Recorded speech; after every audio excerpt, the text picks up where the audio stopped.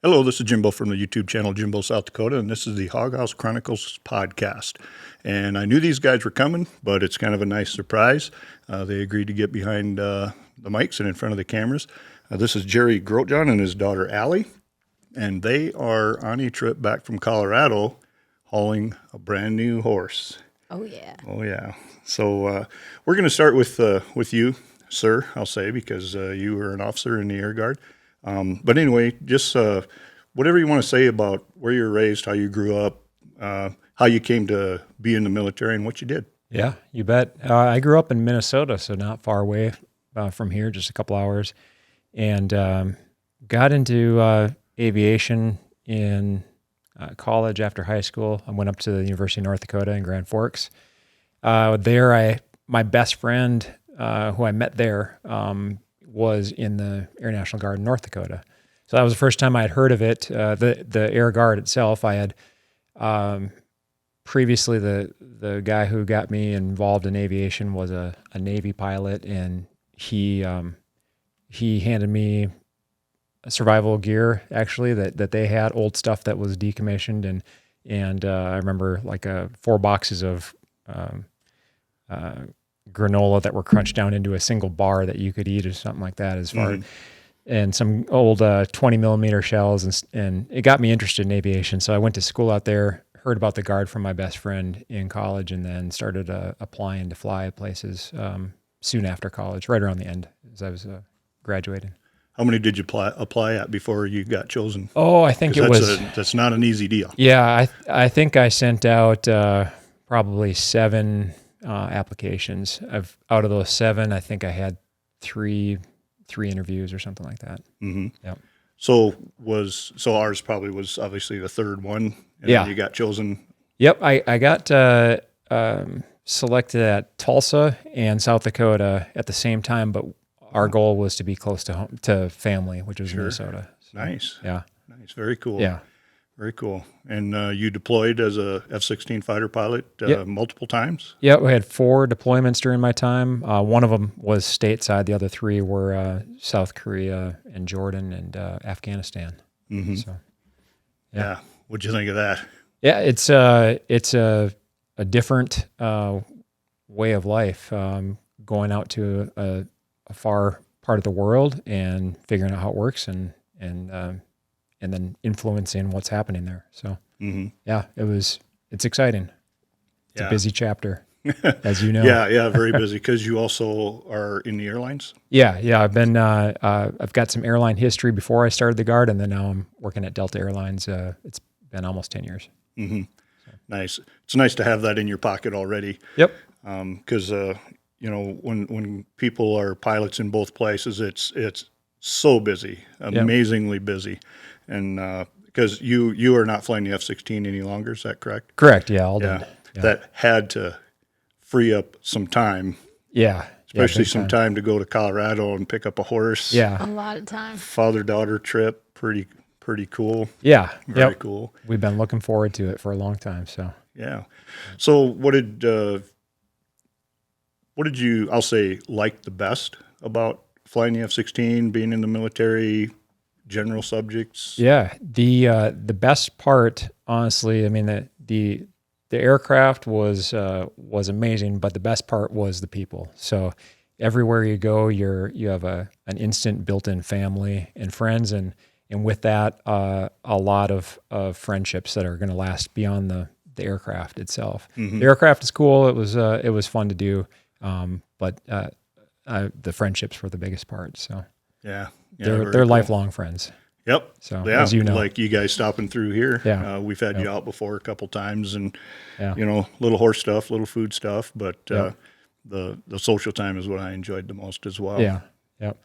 The aircraft itself was it was an easy airplane to just learn how to fly it. It was difficult to use it in a combat scenario. Difficult as far as it took a lot of care and feeding to kind of plug it into the bigger picture of what might be happening in a large scale combat. Mm-hmm. And constant upgrades. Yeah, constant upgrades. It never stayed the same. Old airplane, something new in it every year, constantly. Yeah, no doubt. Yeah, it's hard to keep up.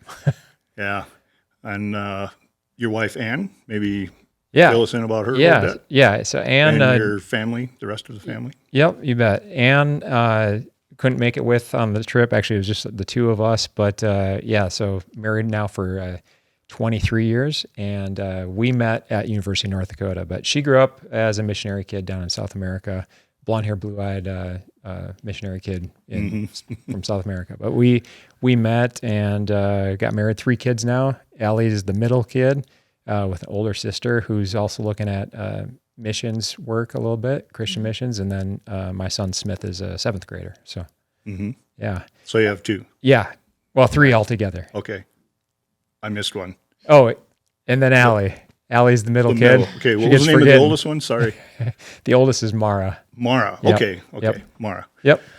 Nice. Mara is she's 18, and she's actually right now doing kind of an internship down in Mexico. So she's been in Mexico as an 18-year-old, and then Alli is 16, and Smith is 13. There you go. One of the stories that we share that we enjoy was they were out.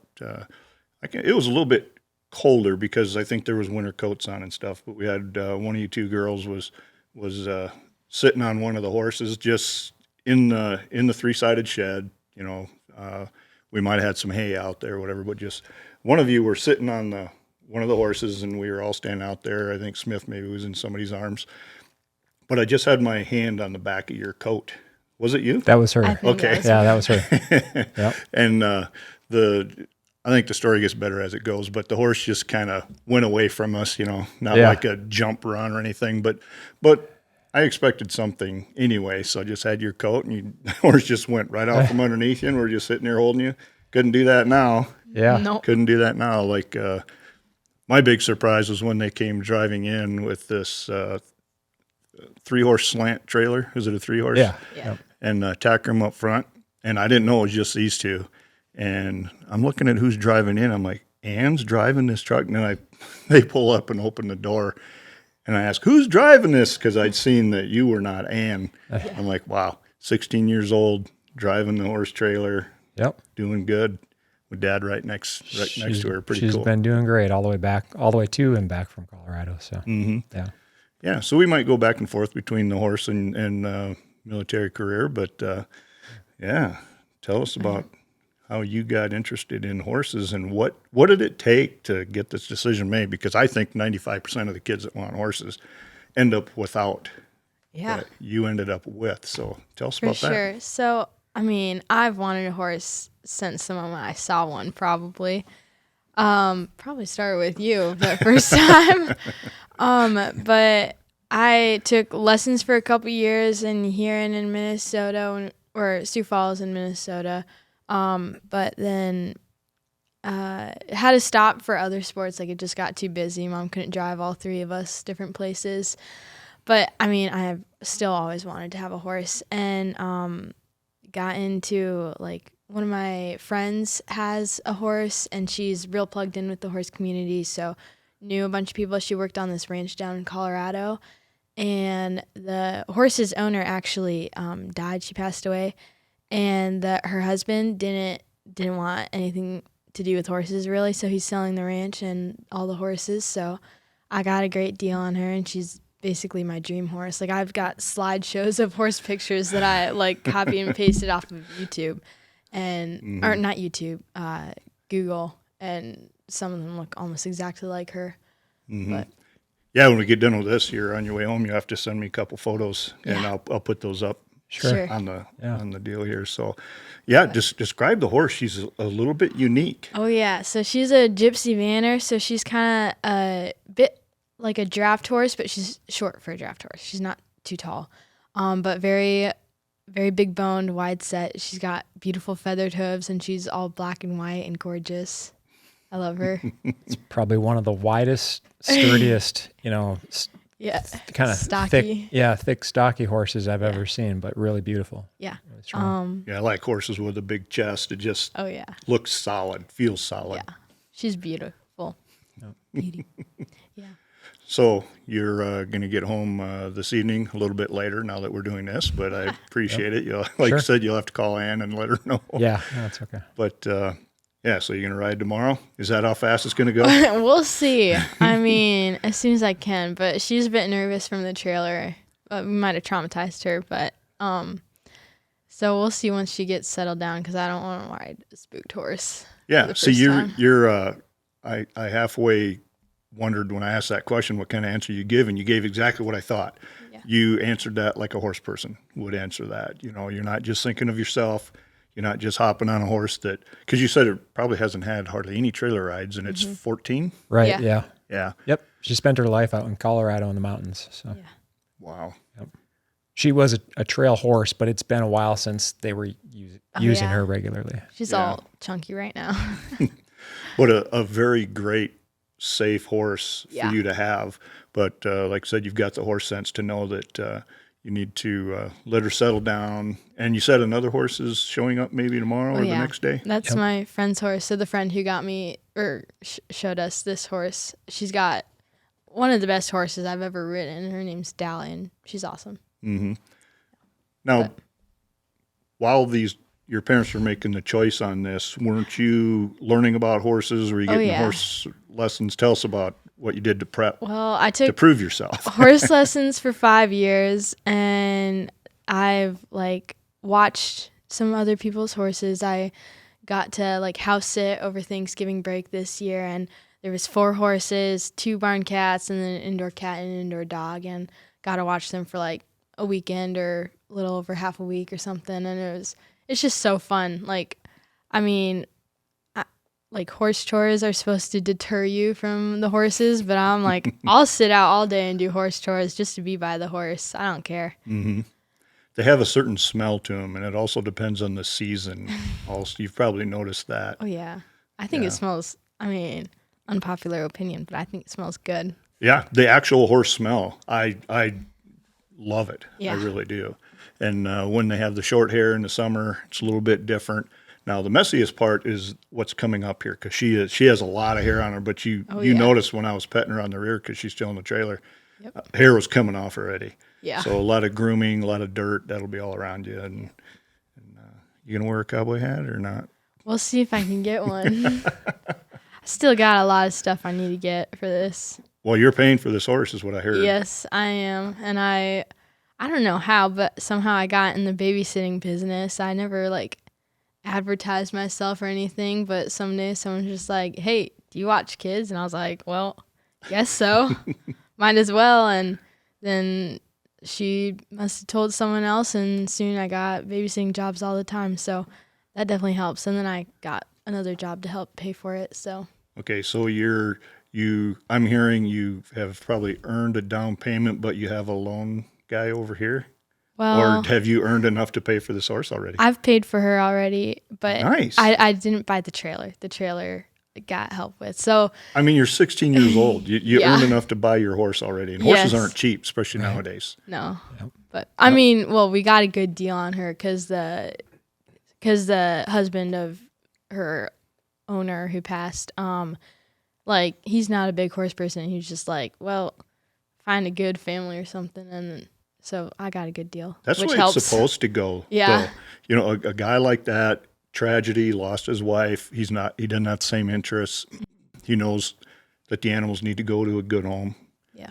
You had a reference. He can tell by meeting you, you're an awesome individual anyway. And it all just worked out the way it's supposed to. That I love it when stories like this come about, especially when a teenager pays for their own deal, Yep. but they also are given a great deal. Yeah. Right. That is sweetness. Yep. It all came together, just like you said, just the way it was supposed to. And it was pretty cool because it's been the process of probably about the last 3 years of preparing, saving, kind of dreaming about it. And I would say maybe a year ago, we kind of looked at her and said, "Hey, we don't know if this is ever going to happen or not. We don't have a place for a horse right now. But we're trying. We'll see what we can do." And then over the course of this last year, all the pieces fell into place. So, yep, it was neat. See, I was going to ask you as far as what it took as parents to go ahead and say yes. So you've touched on some of that. So Yeah. you gave, and the thing is, the thing that I really like about it is you gave her some hope, and the rug wasn't pulled out from under you. You did what you needed to do. You and Ann did what you needed to do or wanted to do. Yep. And so you said about a year ahead of time, you said that we might be able to make this happen. Well, it was actually what we were trying to do was tell her, hey, this might not happen, because she kind of had her hopes set and growing up. And so, we were looking for a place, couldn't find one for a horse to go. We didn't have enough to board one every month. And so what we were trying to do is say, hey, I know your hopes are up here. This might not happen. Are you just finding this out? No, yeah, yeah. I didn't know that. Okay. I had been losing hope, like at that point, Oh. and then you're like, well, now you can drive. So if you can get the money, you can get the horse. And I was like, all this right. is before the property Yeah. was. Oh, okay. When I All right. turned 16, Okay. because I could drive, and then Mom was like, well, I don't know how you get the money to board, but like if you can get the money, there's nothing that we're stopping you from. Oh, okay. So I was like, all right, I'll do it. I knew she had the fortitude to care for the animal, because the more she cared for, we live in an area where there's a lot of people with horses and other animals, and the more she would do it and the dirtier she was, the more she loved it. So that kind of passed the litmus test. And as she's gotten older, it's only been more responsible in her case to take care of things and understand how they work. And so that part was actually not too difficult, but we had a hard time finding a spot where a horse could go. And then last summer, a place opened up through a friend of ours. So that's how we were able to do it. How far away from the nearest town are you? Oh, we're right in it. Like, You're right close. like it's a suburb, so it's not like a big town or anything, but like we're like 2 minutes from the high school or something. So that's great. Yeah, that fun part. I didn't get to show it to you at all, but it's a gravel road that's probably 2.5 miles from a main highway. And I mean, if you just go out that road, you're in town. But out where we are, it's quiet and there's hardly anybody there except for a few horse properties. Mm-hmm. Sounds like that was worth waiting for. Yeah, Oh, it's it was. perfect. Yep. Mm-hmm. Absolutely. Yeah. But being close to the town there, you probably got to be a airline pilot to afford something like that. So that was great that your folks have the means to be able to do that and have a dream come true for you. So your sister, your little brother, you think they're going to enjoy it even half as much as you, or is this like totally your deal? This is it's totally mine. It's all her. My sister went to, like, I did a horse camp. I don't know if I was in first grade or kindergarten or what, but I went there and she went with me, and like she likes it. She doesn't mind the horses, but it's like she'd rather do other stuff probably.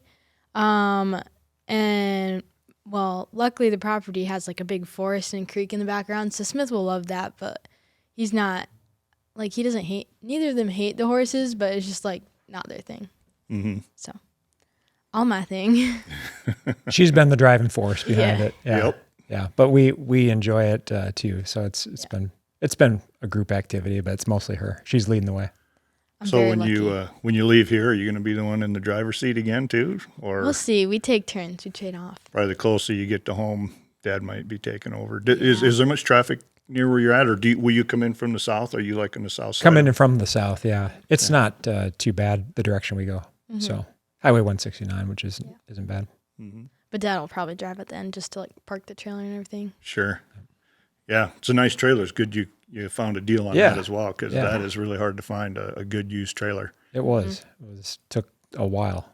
So, what was the deal with the people getting rid of it? I think they were the ones that owned it since it was new, and they were a long ways from any big city. I mean, we drove 6 hours, I think, down into Iowa to go get it. So I think had it been closer to a city, that would have been more expensive. Mm-hmm. Mm-hmm. They just didn't have horses anymore or something? They I did, think but they still had horses, but they weren't going to rodeo anymore, so they didn't have to like pull it places. Yeah. Just could leave them. Yeah. And you were explaining to me earlier the riding opportunity that you have where your trailer can probably sit most of the time. What's that like? I got a bunch of horse trails, like half a mile from our house, just a straight shot down dirt road and then onto the horse trails, and it's going to be beautiful. Is it hilly as well and wooded, or is it pretty flat? Yeah, it's pretty hilly, and there's like woods. There's one little, like, not a big lake, just a little tiny lake.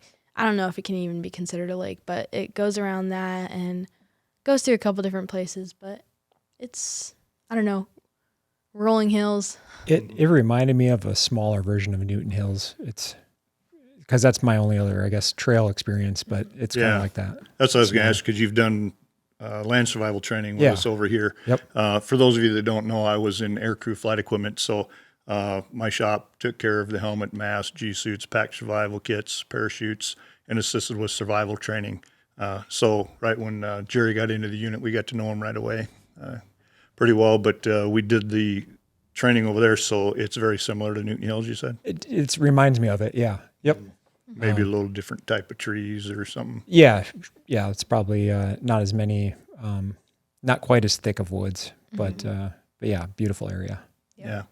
What did you think of survival training when you did the original one at Washington versus the continuation training here? Oh yeah. Well, I mean, I always enjoy it to a degree. There's a part of it that's, you got to retain the information, and they add some stress into it on purpose to make it worthwhile. But for survival situations, it would be stressful. But as far as being out in the woods and how to get around, how to survive, I always enjoy that part. That's fun.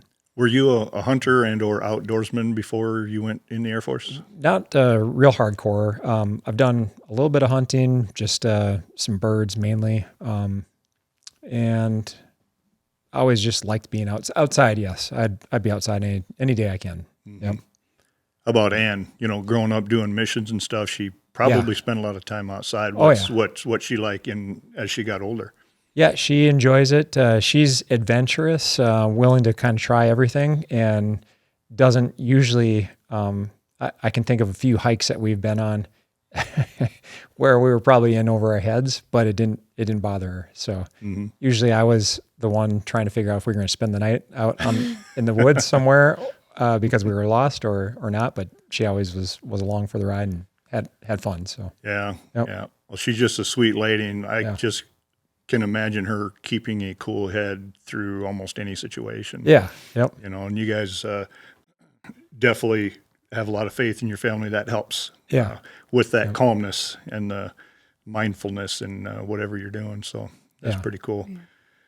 Pretty cool. You got a cool shirt on there. Oh yeah. Ephesians 3:20. I don't have the verse memorized though. But. Yeah, that's all right. That is all right. Yeah.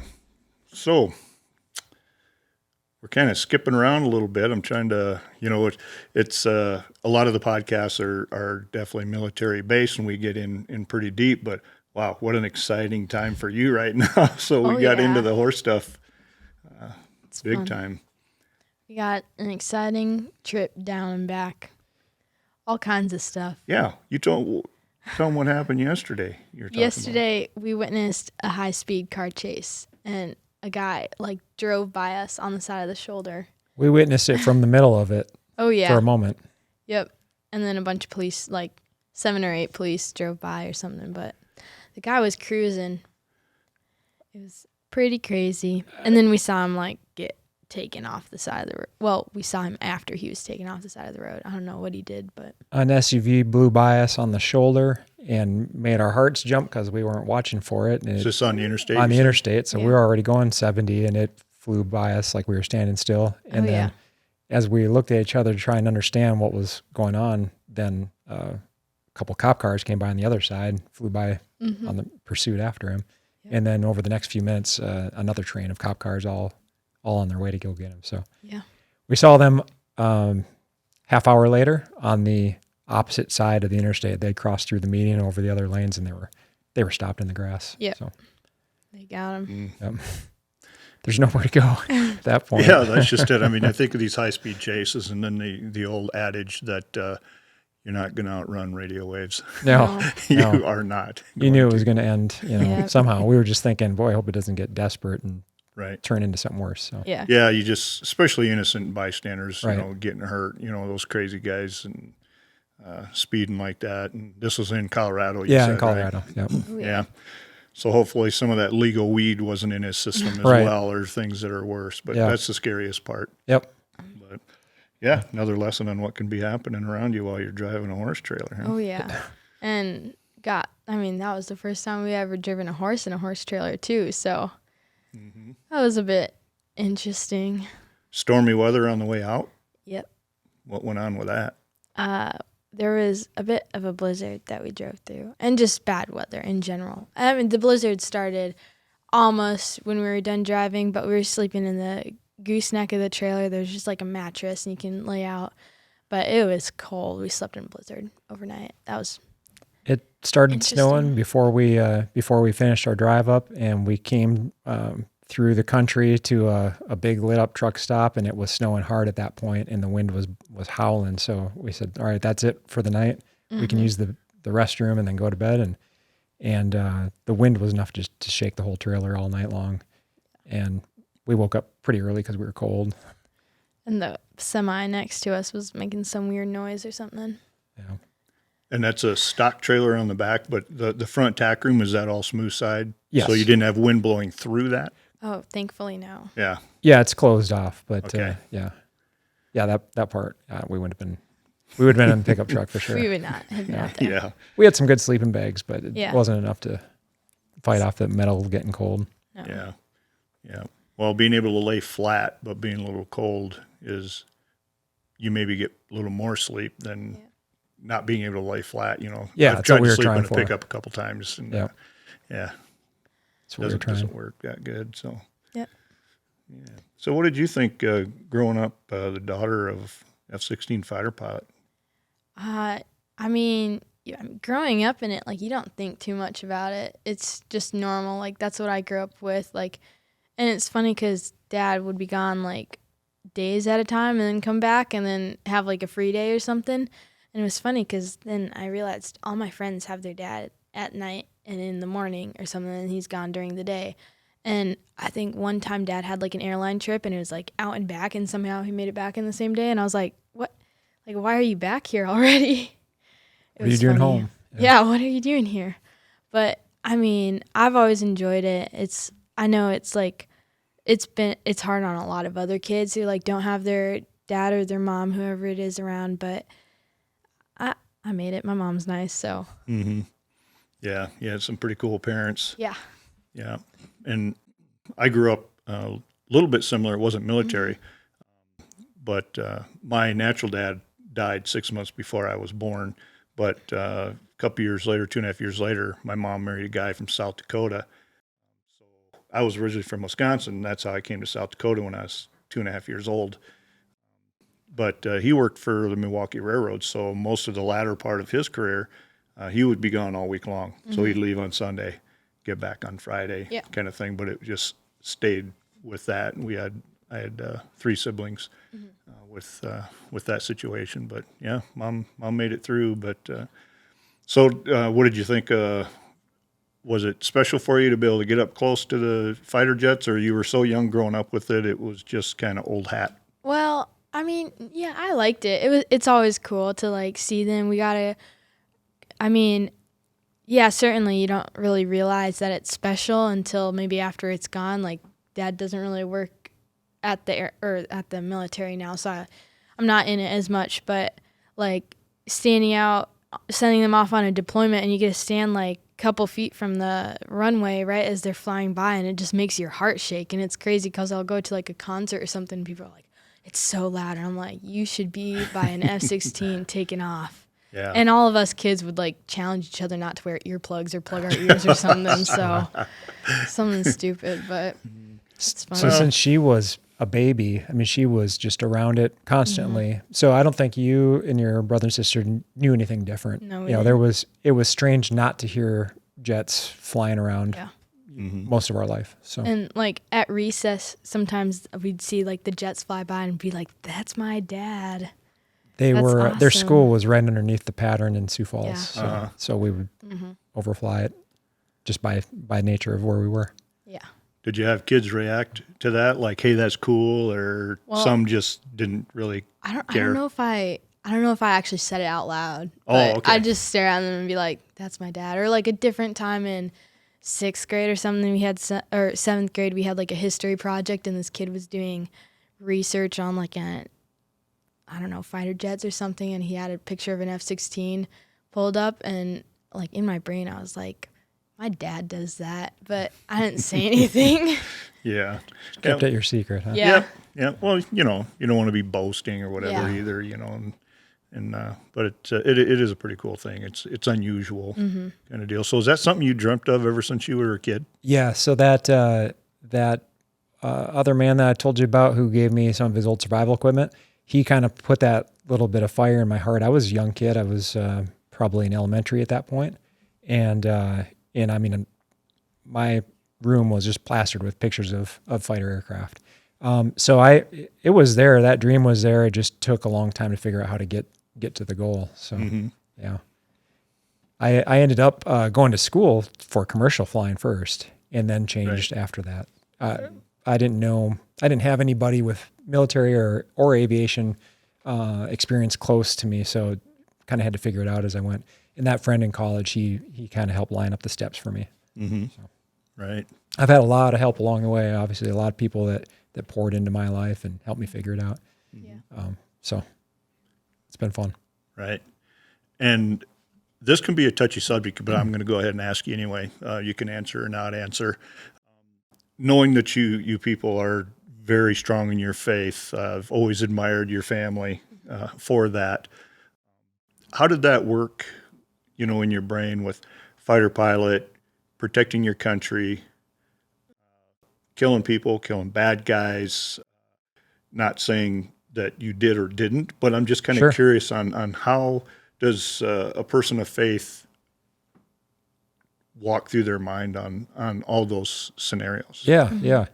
For me, it went very hand in hand because, a time for peace, a time for war, a time for killing, and a time to live. And so not only that, but doing any job I do, there's plenty of verses where it's not doing it for myself. I'm doing it as if I'm doing it for the Lord. So putting all my heart into it and crossing the line of killing versus murder, for me, it was easy to make that distinction. There's a time and a place. There's a battlefield and not a battlefield. And so it was not something that any of us ever took lightly at all, but being able to know where those lines and boundaries are and how to apply it all, it to me, it was pretty natural.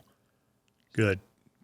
You seemed pretty comfortable walking through the halls and, seeing you and talking with you and seeing you talk with other people.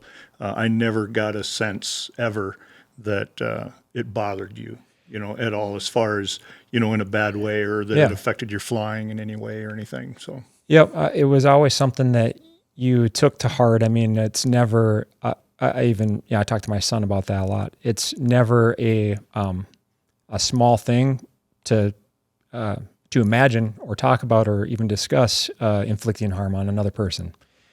So we didn't treat it that way either. There was a time and a place, and if it was for protection of the country, for freedom, for helping out, a lot of times what it would come down to in some of the cases is we're fighting a force that's fighting with us, and if I have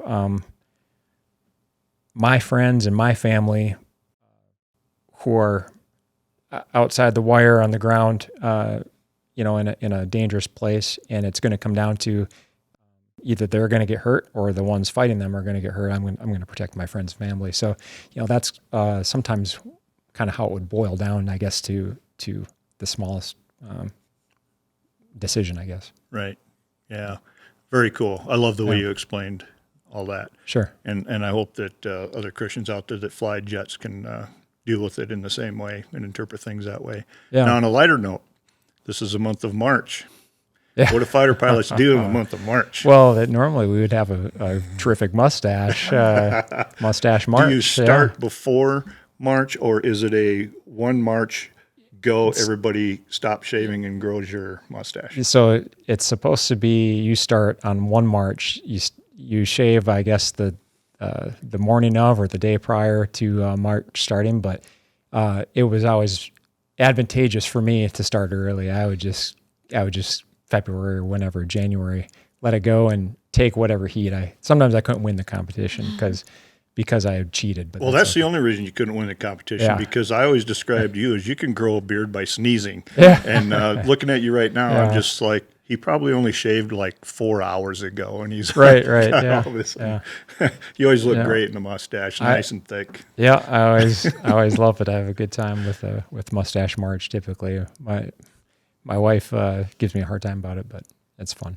Were you ever deployed during March, where you had that added part of being in combat and mustache March? Yes, one deployment. It wasn't a combat deployment, but yeah, one deployment happened over the time. So Being away, you get Yep. well, and when you are deployed, whether it's combat or not, you get to hang with, the people you fly with, work with, no outside, family stuff. I'm just trying to explain the camaraderie, I guess. Oh, yeah. Being there, so Yeah. you get to joke around a little bit more and razz each other more, and the yeah, whole for mustache sure. thing. Yep. I mean, you're living together, working together, going through life pretty much 18 hours out of the day together. So you build a lot of camaraderie and have some fun with it. So, yeah. It's good. You got to have fun to get through life. It's too easy to be too serious all the time. Right. Yeah, I've mentioned it before, but my wife has talked to me about, being friends with people you work with. And I think it's a lot different on the civilian side of the world than in the military. Yeah. Because you deploy with these people that you work with, and you make more bonds. I think really deep bonds. Right. Yeah. with You're that, going so- through a real unique experience that's intense, and you're all together for a long period of time. And yeah, it builds that bonds quickly. Mhm. Yep. For sure. Did we say the name of your horse? I don't know. I don't think we did. She's named Vera, and I believe that's Russian. Pretty sure. I don't know.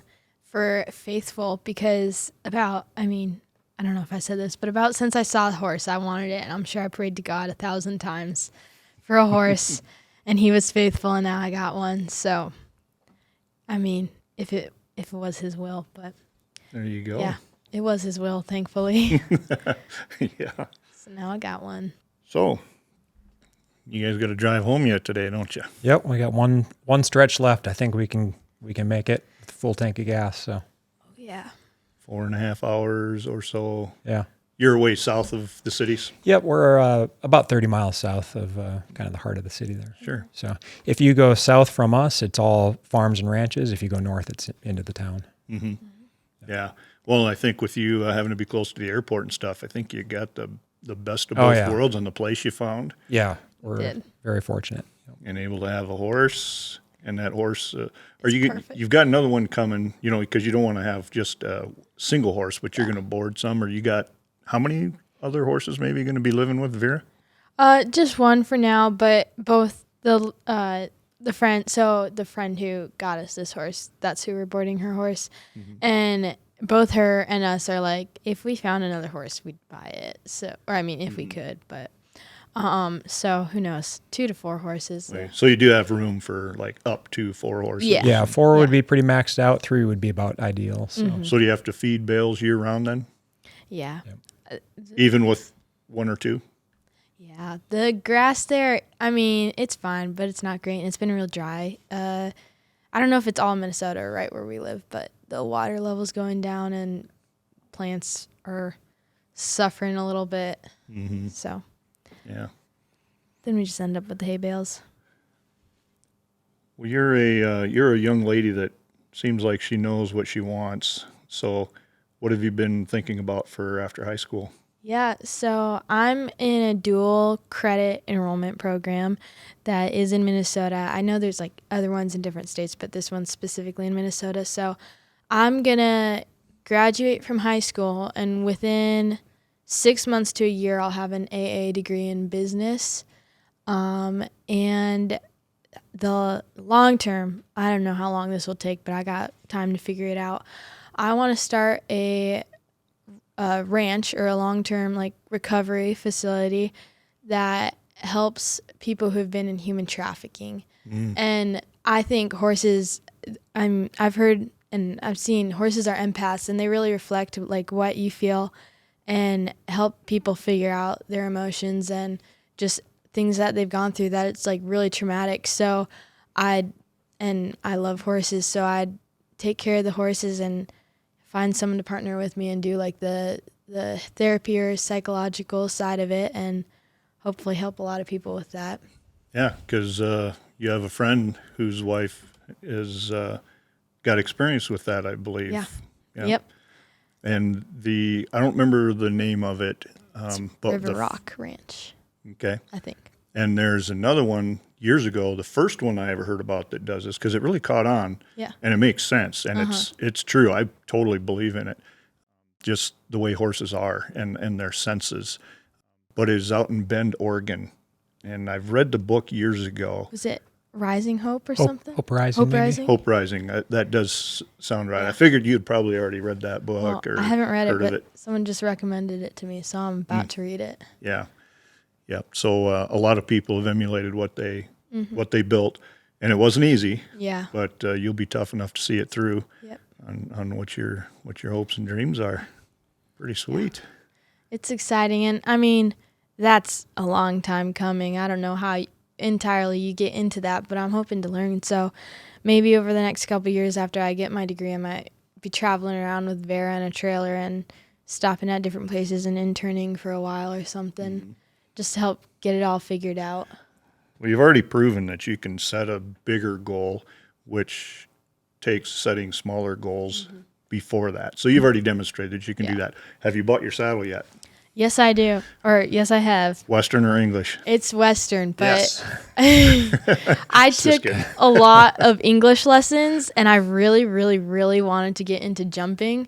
So we'll see if I can somehow manage myself an English saddle somewhere along the way and some like jumping poles and figure it out. Yeah, because really the English style of riding is really cool with the Yeah. jumping and the dressage and just the balance that it It's takes. so beautiful. Of course, I lean toward Western, but Yeah. never showed anything, never had horses till I was 29 years old.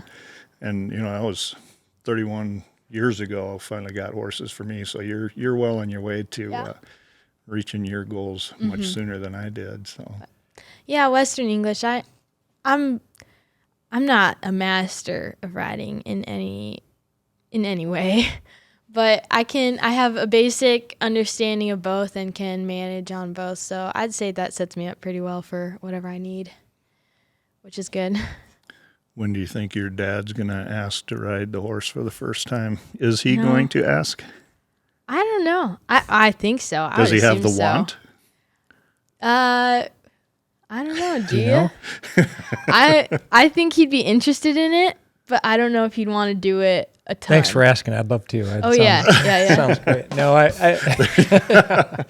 those are good. I'd once we get settled down and everything seems like it's kind of at peace, then I'll be ready for it. But I kind of like the groundwork. So you've been around horses for a long time, and we're just getting used to it. I like the groundwork aspect of it. I like the way learning how to interact with the horse. That's really cool to me. I've been around animals and people a lot, but it's a little different with the horse, and it's cool. It's cool to learn about. So Yeah. Yeah, I wish I could remember the name. I think Monty Roberts, maybe. But there's a book out there, and I read, and he as a kid, he had a pretty rough life. His dad was in law enforcement. He had actually seen his father kill a man in front of him at one time, and when he was riding with him in the car. But he went the horse route. He would just go out in the middle of nowhere, and he would observe. He was in a place where he could observe wild stallions, and from far back, and then he would get closer and closer, and he would spend days out there just watching and learning how horses communicate. The smacking of the lips, licking of the lips, the way the ears go. So like when you have a horse on a lunge line going around you and you're doing some ground training, when that inside ear comes your way, or they relax and they start moving their mouth like that. I don't know all that much about it, but you can start learning how when a horse starts accepting you.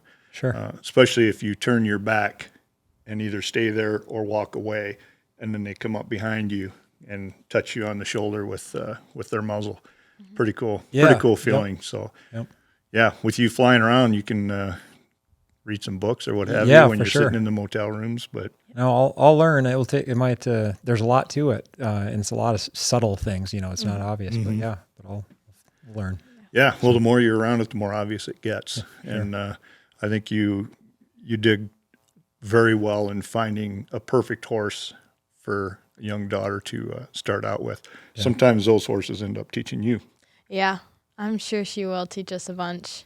Sounded like she had a lot of experience out on that ranch. She did. She got trail rode all over the place, so she'll be a great horse, especially for where we're at with all the trails. And she's just pretty solid. She doesn't spook at much, so it'll be helpful. Did they ever rope on her, did they say? I don't think so. I'm pretty sure not. There is not any they're like way up in the mountain. Well, not way up in the mountains, but they're in the mountains, and I didn't see any cows up there. So I don't think she's really left that place. So I don't know where they. Yeah, not a huge deal with the roping thing or whatever. Yeah. But the only thing I can think of to where having a horse that has been roped off before, or at least is calm, is I remember when years ago in the wintertime, I don't ride much in the winter anymore, but back in the day I did, but pulling my daughters on a sled to where you just have the rope there and then the horse sees something following them, not freaking out and all that stuff. So people that ride trails and don't rope, there's just some advantages of having a horse that has had some of that experience. But no matter what it takes, if you got a horse that doesn't freak out with hardly anything, that's a win, and that's what you found. Yep. She's great. She's perfect. She was a nice age because experienced enough to forgive the mistakes we're going to make, but not so old that has kind of lost that excitement or strength in her life. So yeah, it was a good age. Yeah, you take good care of a horse, and if they have good genetics and stuff, like we're going to put one of mine down, my oldest one, but he's 28 in a couple months. So with yours being 16, you more I'll have likely her for have a good while. a lot of good time Yep. there. It'll You all betcha. be fun. So you think your mom's anxious for you to get home, or no? You said she won't be home anyway when No. you get home. That's part of why you agreed to do this. 'Cause Yeah, you don't have she's that. excited for us to get back for Yeah. sure, but she's gone, so this is actually probably helpful because then she won't feel like she's missing out. Yeah. She'll feel bad that we're there and getting things set up without her, Yeah. but this will kind of delay the process. So Yeah. Yeah. Yeah. Well, hopefully she'll enjoy watching this. yeah, she will. Yeah. Yeah. So, is there anything else about your military career? What did you like the most out of it, or what brought you the most pride? Oh, that's a big one.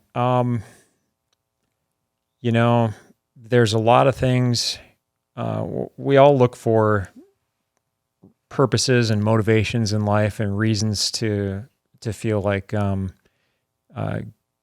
getting up and doing something. And for me, the military really fulfilled that for a long time. There was a lot of job satisfaction. There was a lot of reason to think that what I was doing was being helpful and was making a difference to somebody. And so those are the things that that and the experience that you get there, which is hard to find in other places. It exists outside the military, but there's definitely experience there that's unique. And so those are things I wouldn't trade for anything. I am really fortunate to have had the chance. And then at the same point, now as life goes on, there's new things and new chapters to look forward to. I'm really happy that there's people to hand it off to as well, have that time back. So it takes a ton of energy, a ton of heart, because you're pouring it all in that role. So it's good to be able to get a little bit of that back when you're done. At the same point. Very cool. Yeah. Nice. Yeah. Nice. So, what else do you need to buy yet for? Cowboy boots. We spoke about a hat a little while Oh, ago. yeah. Right. I mean, well, It won't Dad, take much babysitting. For that. yeah. Dad, do you still have you got one cowboy hat? We probably smushed into a dress-up box or something. It's I do probably have all one crumpled hat, up, but maybe I'll steal that one. It still works. Yeah. Cowboy boots. Not much. I got all the brushes. Mostly I just need to get the barn all set up like nice. Like it's it's going to work.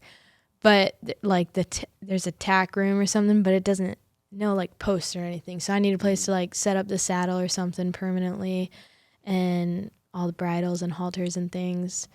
But I mean, and it's pretty elementary how we have it set up, but we got like a little bucket of water that we'll have set out. So we'll see. Well, you're coming off winter, so you Yeah. don't really have to have a heated tank right now, but Yeah. you'll get that figured out. But Yep. We have like a little heater for it too, just in case, because you never know in Minnesota. But I mean, obviously someday the dream would be like an actual setup, like underground water line or something, and then tubs that just like refill themselves, so I'm not out there right. hauling water in the middle of winter.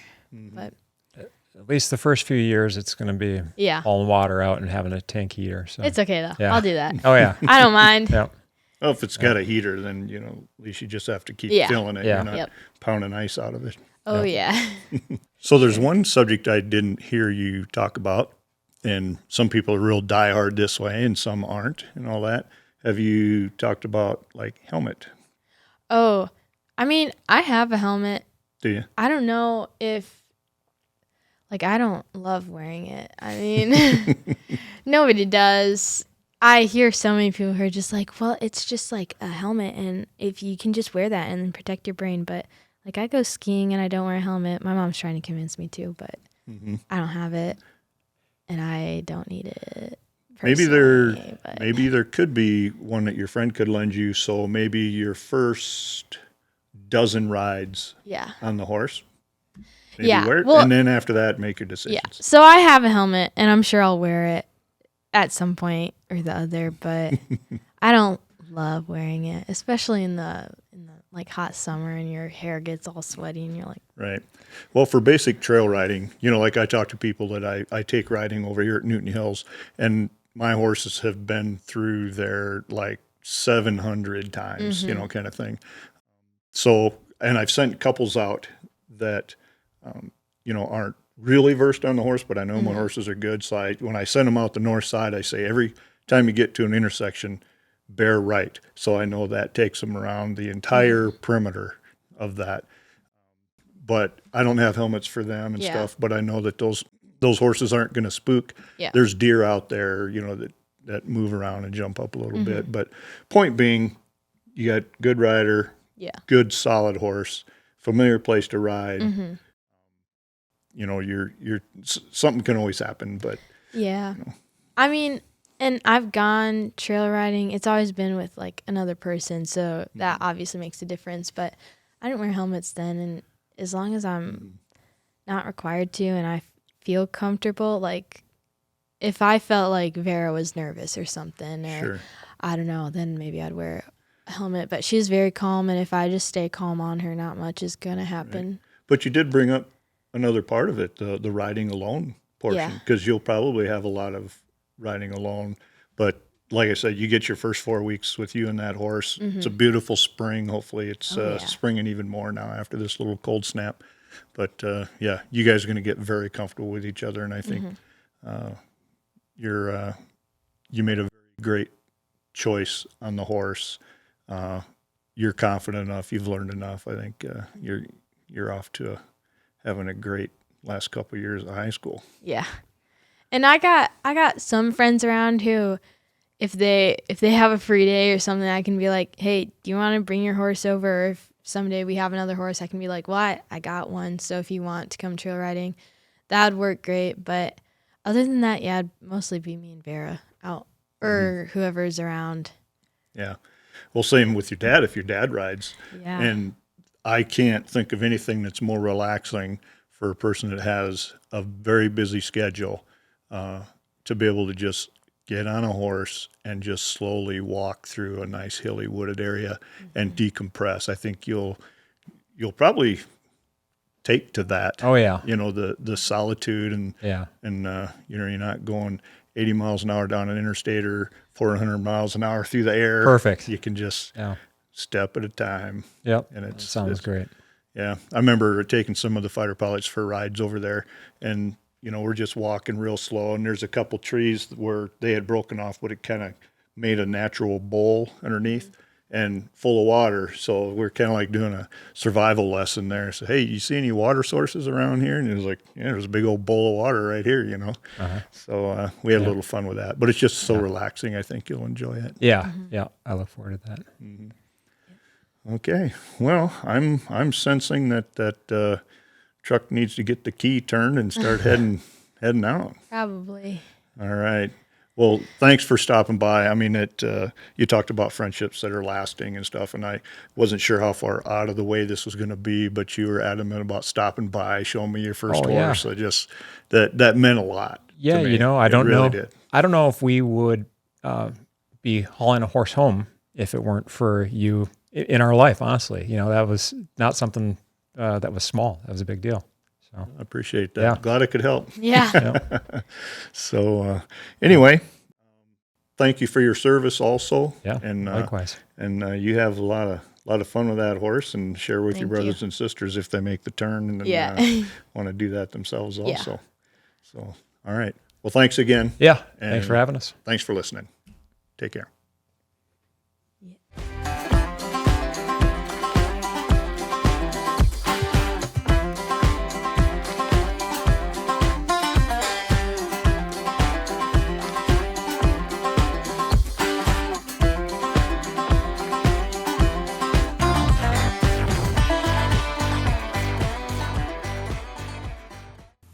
I had fun with that. Good. It was fun. All my friends are like starting podcasts now. But Are they? They're all like Christian podcasts, and I don't know, like, I listen to a couple of them, but I probably should listen to them more. Support the family. Yeah, bad. Yeah, that works out great. Hopefully it works out good for you. I'm excited to see some of your other ones. I didn't realize that you were doing this.